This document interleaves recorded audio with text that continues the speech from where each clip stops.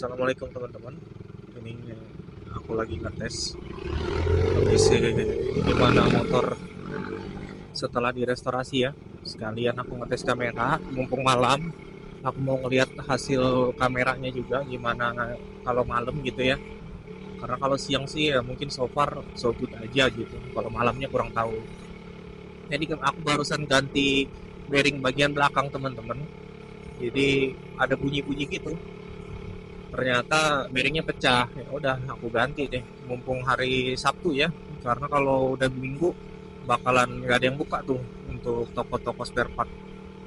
Di sini aku juga jalannya nggak bakal jauh-jauh banget, cuman mau ngetes kameranya aja untuk hasil viewnya udah pas apa belum. Nanti mungkin teman-teman bantu kalau kurang tinggi atau gimana gitu.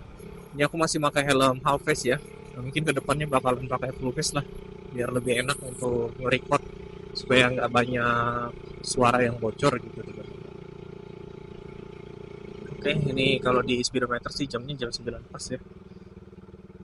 Kena lampu merah pertama.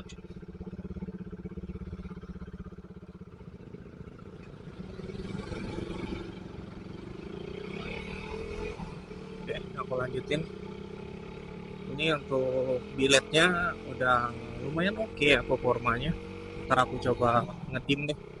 Tuh, sorry. Masih kebiasaan jadi gitu teman-teman, masih agak sulit untuk pembiasaan dari ngutik ke bawah sama ngutik kebalikannya gitu ya. Biasa di underbone jadi GP shift, masih agak kagok aja gitu. Udah 2-3 hari ini sih penyesuaian ya lumayan enak sih menurutku. Untuk biletnya juga lumayan oke, walaupun udah dibalut sama skotlet ya, tapi ya masih so far so good gitu. Juga musuh juga nggak silau, tingginya juga pasti menurutku udah, kalau berdua juga bakalan naik lebih tinggi sedikit, cuman nggak bakal sampai langsung ke mata musuh gitu ya teman-teman. Kalau untuk dimnya sendiri juga kayaknya nggak terlampau tinggi.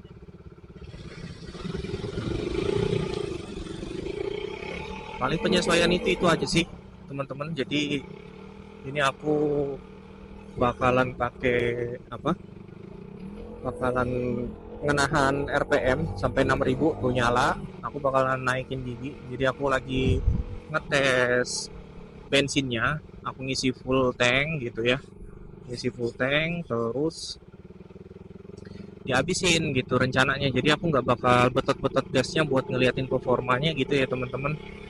Intinya sekarang lagi dalam proses nge-record untuk trip. Di sini juga kelihatan udah 56.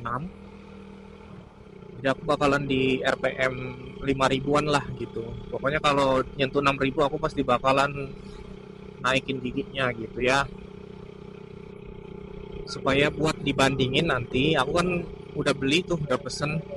Jadi aku beli busi iridium sama coil A100 ya, atau RM Jawo, Jarwo ya, apa RM Jowo gitu orang bilangnya. Aku kurang tahu lah detailnya kayak gitu. Katanya sih lumayan gitu. Cuman kalau lihat-lihat bentuk fisiknya di YouTube kurang lebih aja sama punyanya Satria View bawaan. Oh, nanti di compare gitu bakalan lebih hemat yang mana, sama ada perubahan di performa enggak gitu ya.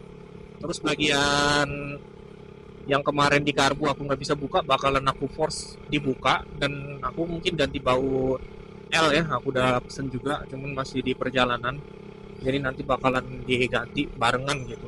Untuk oil cooler juga nanti aku bakalan balik ke oil cooler KTT, karena aku udah beli banjonya yang khusus dari KTT, jadi nanti drat 12 ketemu ke 14 gitu teman-teman.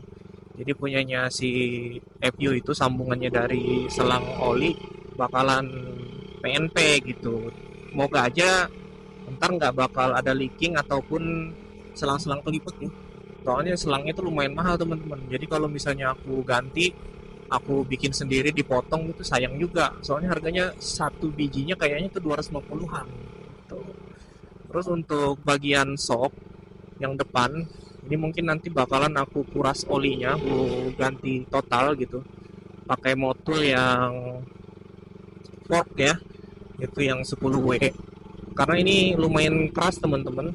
Dulu kan pernah aku turunin lebih dikit gitu daripada bawaannya, jadi nggak bisa mentok soknya, kurang nyaman menurutku dengan posisi kayak gini. Jadi nanti sekalian dikuras. Kalau yang belakang ini terlampau empuk teman-teman, jadi kalau ada jalanan kayak polisi tidur ataupun jalan rusak gitu, bumpy-nya lumayan, jadi menurutku kurang nyaman, kurang firm gitu. Apalagi sekarang aku pakai underbone, nikungnya kan enak tuh. Jadi kalau dengan kecepatan yang mungkin di 40 atau 60 untuk nikung itu lumayan goyang. Jadi kalau ganti apa enggak nanti deh aku mikirnya gitu ya. Nanti dilihat apa aku ganti apa enggak gitu. Mungkin ngincer yang bisa disetel gitu sesuai kebutuhan. Kayaknya sih tipikal-tipikal sok motor lama atau motor tua ya, karena Mio Smile istriku juga kayak gitu teman-teman. Untuk apa namanya? Untuk soknya gitu. Ini kotaku lumayan gelap ya, lumayan sepi juga. Ini habis tarawian. Terus di sini aku pakai celana pendek ya teman-teman nih, karena mau ngetes panas mesinku kayak mana gitu. Dan ternyata nggak terlalu panas. So far so good gitu. Jadi oke-oke aja. Untuk dimnya kurang lebih nanti aku kasih lihat deh, kesian kalau di sini.